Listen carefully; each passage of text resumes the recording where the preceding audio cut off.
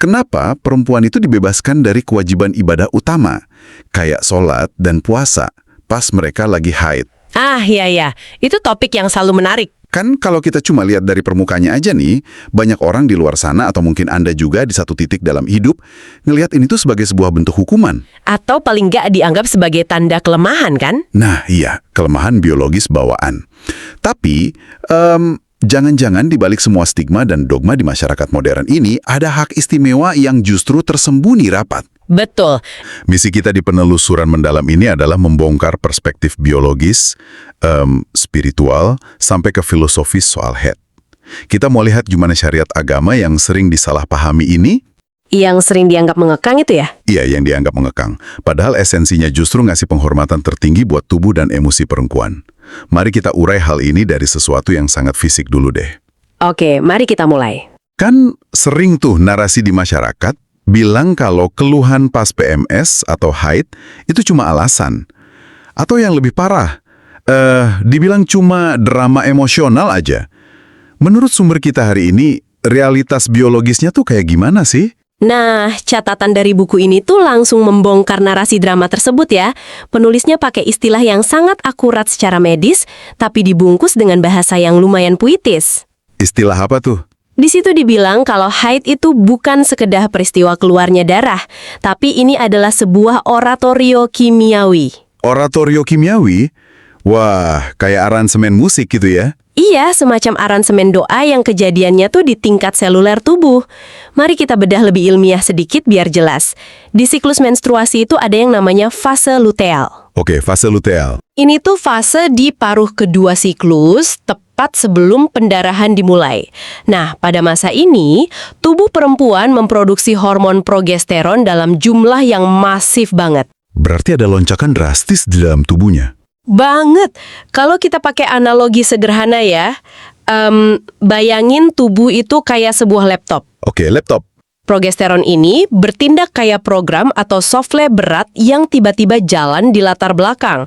Dia makan hampir seluruh kapasitas RAM laptop itu. Wah, kalau RAM-nya kemakan semua, ya sistemnya pasti jadi lambat dong. Nah, tepat sekali. Sistem jadi lambat. Secara fisik dan emosional, lonjakan hormon ini bikin rasa lelah yang luar biasa. Memori jangka pendek tiba-tiba nurun. Muncul kecemasan, sampai rasa sedih yang datang tanpa diundang. Oh, jadi pas ada perempuan tiba-tiba ngerasa sedih banget, atau badannya kerasa berat kayak timah, itu bukan karena dia cengeng atau nggak bisa ngontrol emosi ya? Sama sekali bukan. Itu murni karena sistem biologisnya lagi narik rem darurat. Sistem biologis ini lagi ambil alih kendali sepenuhnya. Jadi, tubuh yang mengatur ritmenya, bukan kemauannya. Betul. Dan buku ini nekenin satu poin krusial yang harus kita pahami bareng-bareng, terutama buat para laki-laki. Kondisi ini tuh bukan gangguan. Ini bukan penyakit. Tapi kan masyarakat kita yang kerjanya serba cepat ini sering banget ngelabelin hal kayak gitu sebagai kelemahan kan? Kalau produktivitas turun, wah langsung dicap kurang profesional. Itu dia masalahnya. Padahal menurut teks yang kita bedah, ini tuh bahasa tubuh paling purba. Tubuh itu lagi ngomong pesan yang sangat jelas.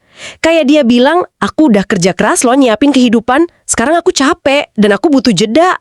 Aku butuh jeda. Kalimat itu dalam banget sih. Dan kalau kita tarik ke sudut pandang spiritual dari sumber kita, Tuhan sebagai pencipta tubuh itu pasti sangat paham soal kelelahan ini. Paham dengan presisi yang mutlak. Tuhan tahu persis kapan kapasitas RAM tadi udah penuh. Pemahaman Tuhan terhadap tubuh ini yang bikin saya makin tertarik melihat respon dari syariatnya. Pas tubuh itu minta jeda, syariat nggak datang bawa cambuk buat maksa perempuan terus beribadah. Syariat justru secara otomatis ngasih ruang kosong. Iya, ruang kosong. Tapi masalahnya, pembebasan dari sholat dan puasa ini sering banget ditangkap pakai kacamata yang salah. Gara-gara ada satu kata nih, kata najis. Nah, ini titik kritisnya. Banyak orang mikir kata najis ini artinya kotor secara harfiah. Kotor yang, ya maaf, menjijikan gitu. Jadi seolah perempuan harus dijauhkan dari tempat-tempat suci. Padahal kalau kita merujuk ke catatan buku ini, pembebasan itu dikasih bukan karena mereka kotor, tapi karena tubuh perempuan lagi masuk ke mode pengolahan batin. Mode generasi ruhani ya. Betul, Tuhan seolah lagi ngangkat beban dan tuntutan performa fisik dari pundak perempuan di masa-masa kritis itu. Dia nggak dituntut harus tampil prima di hadapan Tuhan. Menarik. Saya jadi ingat ada satu analogi di teks kita yang relevan banget sama ini. Soal metafora perempuan diciptakan dari tulang rusuk yang melengkung. Ah ya, analogi tulang rusuk. Ini sering banget disalahpahami. Kan sering ya cerita ini dibawain dengan nada yang agak merendahkan. Seolah kalau tulangnya bengkok, berarti ada yang kurang atau cacat dari desainnya. Tapi buku ini berani mendekonstruksi pemahaman itu. Penulisnya ngasih perspektif yang sangat menyegarkan di situ. Ya, dia bilang kelengkungan tulang rusuk itu bukan kecacatan. Coba kita pikirin fungsi tulang rusuk di tubuh Anda. Tulang itu melengkung justru buat ngebentuk sangkar pelindung. Dia melindungi organ paling vital pendukung kehidupan, yaitu jantung dan paru-paru. Jadi kelenturan dan kelengkungan itu justru adalah desain protektif. Desain untuk melindungi kehidupan. Tepat. Makanya dalam konteks dilarang sholat saat haid, sumber kita nyebut itu sebagai bentuk pengunduran diri dalam kasih sayang. Pengunduran diri dalam kasih sayang, indah sekali frasanya. Perempuan gak dituntut punya ketahanan fisik yang kaku dan linier kayak laki-laki untuk bisa dihormati sama penciptanya. Mereka punya keistimewaan untuk menjadi rapuh tanpa kehilangan sedikit pun nilai kemuliaannya. Ini pasti melegakan banget sih buat yang dengerin, terutama buat Anda para perempuan yang mungkin tiap hari dituntut buat selalu tampil 100%. Validasi yang luar biasa ya.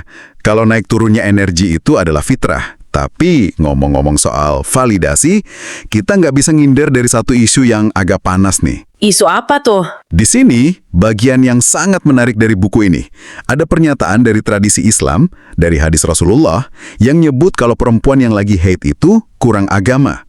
Karena mereka ninggalin sholat dan puasa. Oh, ini memang frasa yang sering memicu kontroversi. Jujur aja, buat telinga masyarakat modern yang sangat menjunjung kesetaraan, denger frasa kurang agama itu rasanya nyengat banget.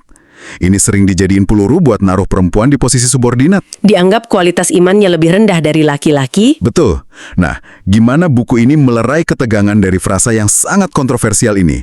Gimana cara mereka ngejelasinnya tanpa memihak? Teks ini ngambil pendekatan yang sangat jernih dan objektif. Penulis menjabarkan bahwa frasa kurang agama itu sering ditangkap secara emosional sebagai hinaan.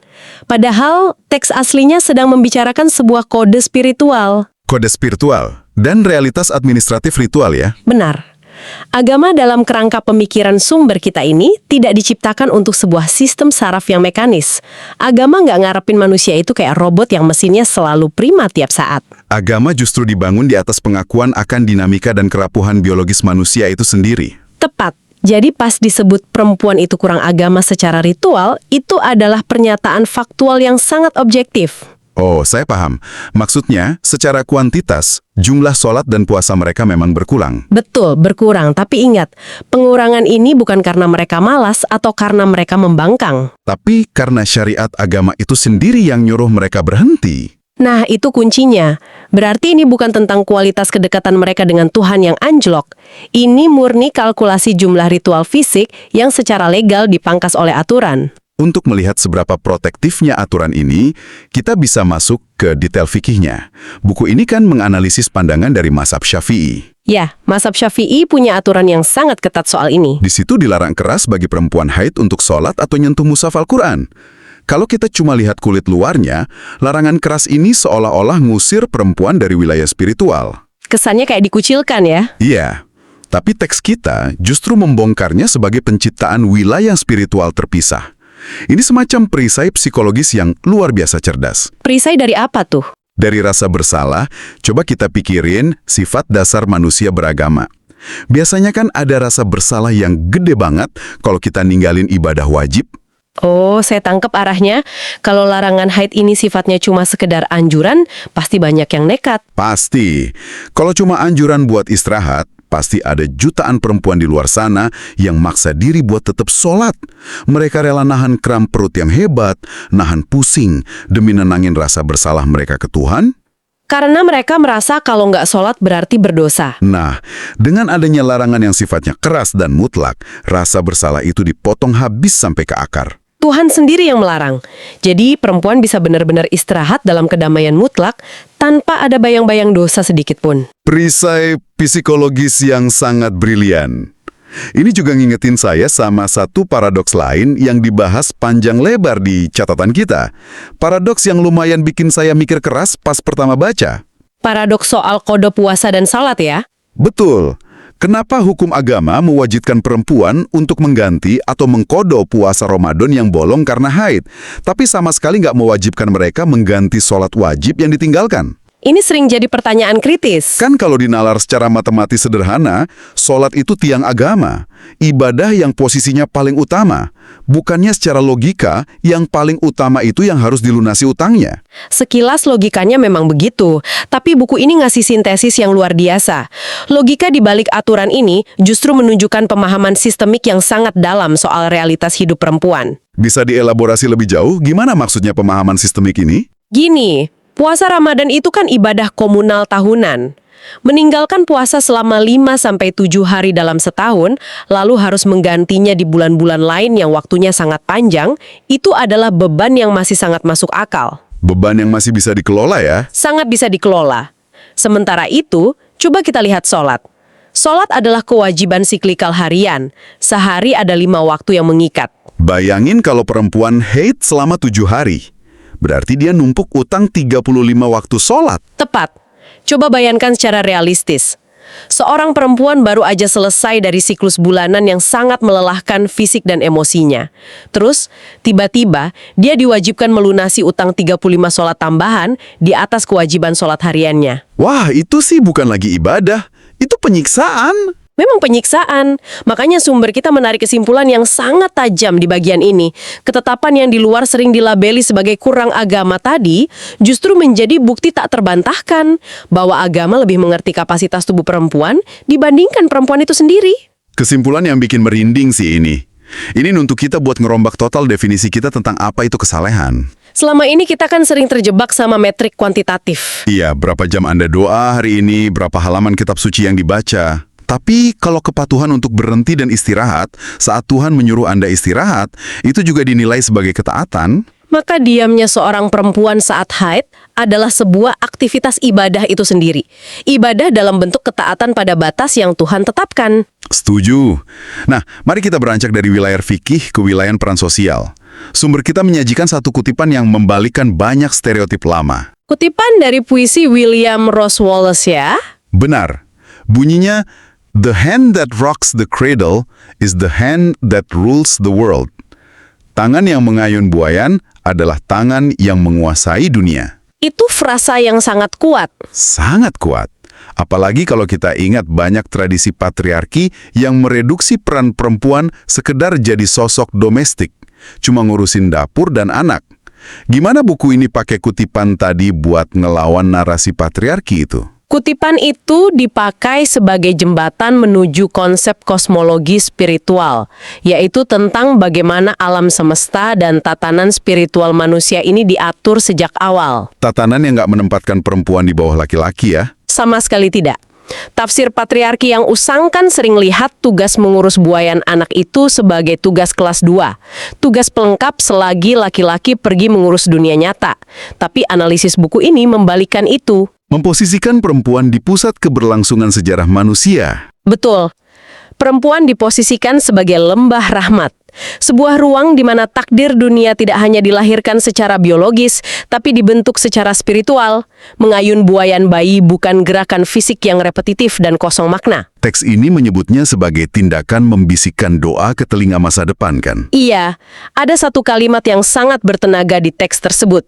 Satu tangan menggenggam takdir, satu tangan mengasuh nabi. Wow. Posisi ini menjadikan perempuan sebagai penjaga portal ruhani. Mereka itu gerbang, tempat di mana kehidupan dari alam sebelum dunia ditransfer masuk ke dalam realitas fisik bumi kita ini. Penjaga portal ruhani, gelar yang sangat megah. Tapi tunggu dulu, ini memunculkan satu paradoks besar lagi yang butuh penjelasan. Paradoks yang mana? Atur agama. Bukannya darah itu yang secara biologis mempersiapkan kehidupan? Pertanyaan yang sangat filosofis. Gimana kita menyatukan dua konsep yang kelihatan saling nabrak ini? Di satu sisi ada kemuliaan tertinggi, di sisi lain ada label najis. Disinilah kita perlu melepaskan kacamata bahasa sehari-hari. Kita harus pinjam kacamata filosofis. Kita perlu membedah makna kata najis secara ontologis. Maksudnya makna mendasar dari hakikat sesuatu itu ya? Betul. Dalam kerangka hukum fikih, najis itu hanyalah sebuah demarkasi, sebuah batas administratif, mirip kayak garis kuning di stasiun kereta api. Oh, Garis yang ngebatasin area mana yang aman dilewati dan mana yang nggak pada momen tertentu. Tepat. Garis kuning itu kan nggak mendefinisikan kalau prawn station itu kotor secara esensi. Dia cuma fungsi proteksi. Sama halnya dengan najis di sini, ia tidak mendefinisikan kotornya esensi spiritual seseorang. Lalu, kalau kita turun lebih dalam ke tingkat filosofisnya, Darah menstruasi itu sendiri dilihat sebagai monumen kehidupan, pengingat konstan tentang siklus penciptaan. Buku ini menggunakan frasa yang sangat indah untuk itu, zikir sunyi tubuh perempuan. zikir sunyi, tubuh yang bertasbih tanpa harus ngeluarin suara. Benar, darah yang meluruh itu adalah bentuk doa eksistensial, sebuah pengingat bahwa manusia itu terikat pada siklus hidup, mati, dan pembaruan. Siklus pendarahan ini berfungsi sebagai jeda yang memaksa perempuan buat ngingat lagi sisi kemanusiaannya ya. Karena tanpa jeda biologis ini, manusia punya kecenderungan untuk berubah jadi sekedar mesin. Mesin ibadah atau mesin pekerja yang pada akhirnya malah bikin jiwa terasing dari tubuhnya sendiri. Mengubah darah jadi zikir sunyi, ini benar-benar ngegeser sudut pandang kita dari sesuatu yang biasanya disembunyikan karena tabu, jadi sesuatu yang punya nilai keilahian yang dalam. Sangat membebaskan secara intelektual. Tapi pertanyaannya, gimana semua konsep filosofis yang menggah ini bisa mendarat di kehidupan sehari-hari kita? Khususnya buat Anda yang lagi dengerin sekarang. Implementasi praktisnya ya. Iya, gimana wawasan ini bisa ngubah interaksi di rumah? Apalagi buat laki-laki yang mungkin bingung ngadepin fluktuasi emosi pasangannya, atau buat perempuan yang susah ngejelasin apa yang terjadi di dalam dirinya. Judul bukunya kan Izinkan Istrimu Marah-Marah Padamu. Pasti ada petunjuk praktis buat resolusi konflik di masa hormon ini. Buku ini memang nggak ngebiarin pembacanya melayang di awang-awang teori aja. Ada 3 poin fundamental yang ditujukan khusus buat menjebol kekakuan logika laki-laki. Nah, ini penting nih. Poin pertamanya apa? Umumnya kan laki-laki kalau ngelihat pasangannya nangis atau marah, insting pertamanya adalah nyari akar masalah secara logis. Laki-laki ingin merepair atau memperbaiki masalahnya detik itu juga. Pengen buru-buru ngasih solusi. Betul. Tapi poin pertama buku ini ngingetin, di balik darah bulanan itu, jiwa perempuan sedang lakuin proses pembersihan dari luka-luka emosional yang tertumpuk selama sebulan terakhir. Jadi itu adalah proses detoksifikasi batin. Terus poin keduanya? Poin kedua, tangisan yang meledak tiba-tiba itu bukan serangan personal ke suaminya. Dan bukan sekedar cari perhatian. Itu adalah proses purifikasi. Katup tekanannya lagi kebuka. Berarti akal logis nggak akan pernah bisa mecahin rumus kenapa dia nangis cuma gara-gara lihat iklan televisi yang sedih dikit. Nggak akan ketemu logika matematisnya. Dan ini masuk ke poin ketiga yang paling esensial buat jaga kewarasan hubungan. Apa itu? Saat istri marah-marah di fase tersebut, kemarahannya tidak ekuivalen dengan kebencian. Bayangkan, tubuh dan jiwanya itu lagi dilanda badai topan. Kalau ada badai, insting manusia pasti nyari tempat berlindung yang paling kuat. Nah, kemarahan yang diluapkan ke pasangan itu seringkali terjadi justru karena pasangan adalah satu-satunya tempat aman. Tempat di mana dia merasa bisa meredam badai tersebut tanpa takut dihakimi. Jadi pas seorang suami milih buat sekedar duduk di sana, dengerin omelan yang mungkin rasanya nggak masuk akal, dan nahan diri buat nggak ngasih solusi atau bela diri, Suami itu sebenarnya lagi nyediain struktur tempat berlindung yang kokoh tadi. luar biasa. Disinilah saya nemu satu konsep lagi dari buku ini yang mengikat seluruh obrolan kita dari awal. Konsep tentang ibadah tanpa gerakan. Ini konsep penutup yang sangat indah. Bagi seorang perempuan yang lagi kram luar biasa di hari pertama haidnya, dia mungkin nggak bisa ambil air wudhu. Dia nggak melantunkan ayat suci. Tapi pas dia nahan rasa nyeri yang menusuk perut dan punggung bawahnya dengan sabar, Pas dia menyeka air mata kelelahannya di tengah malam sendirian, iya, buku ini menyatakan kalau di momen itu, dia sedang bersentuhan langsung dengan Tuhan. Dan bagi seorang suami, memahami proses ini bukanlah bentuk pembiaran terhadap pasangan yang hilang arah moral. suami itu sedang merespon sebuah tubuh yang lagi menjalanin ritualnya sendiri. Kita memperluas definisi ibadah di sini. Keintiman spiritual ternyata nggak melulu harus dibingkai pakai gerakan tubuh yang terjadwal rapi ya. Justru bentuk kepasrahan tertinggi kadang kita temukan pas kita menyerah pada ketidakberdayaan fisik kita. Saat perempuan nerima rasa sakit biologisnya tanpa merasa dikutuk, itu adalah penerimaan atas ketetapan Tuhan yang paling murni. Dan buat pasangannya, nahan ego buat nggak berdebat di momen itu juga dinilai sebagai empati yang bernilai ibadah. Interaksi yang awalnya penuh gesekan bisa berubah jadi ruang saling pengertian yang penuh kasih. Betul sekali. Benar-benar sebuah perjalanan intelektual yang maksa kita buang jauh-jauh stigma lama. Mari kita tarik garis merah dari obrolan panjang kita hari ini. Silakan. Kalau kita balik ke pertanyaan awal, rasanya udah sangat jelas kalau haid itu bukan kecacatan biologi, apalagi hukuman spiritual.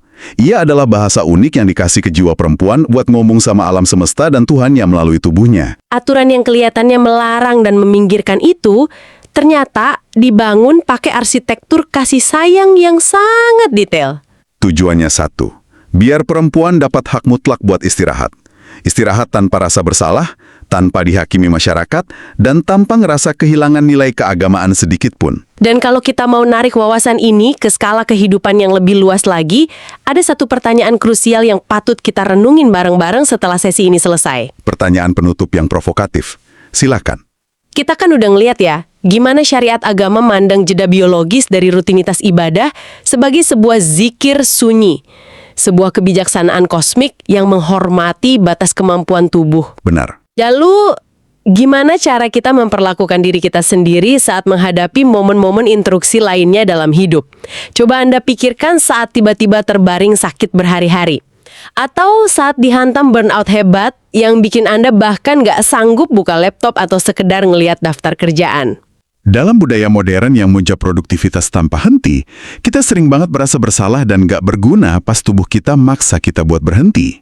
Nah, pertanyaannya, mungkinkah jeda-jeda paksa berupa penyakit atau kelelahan ekstrim itu sebenarnya adalah intervensi kasih sayang Tuhan? Wow.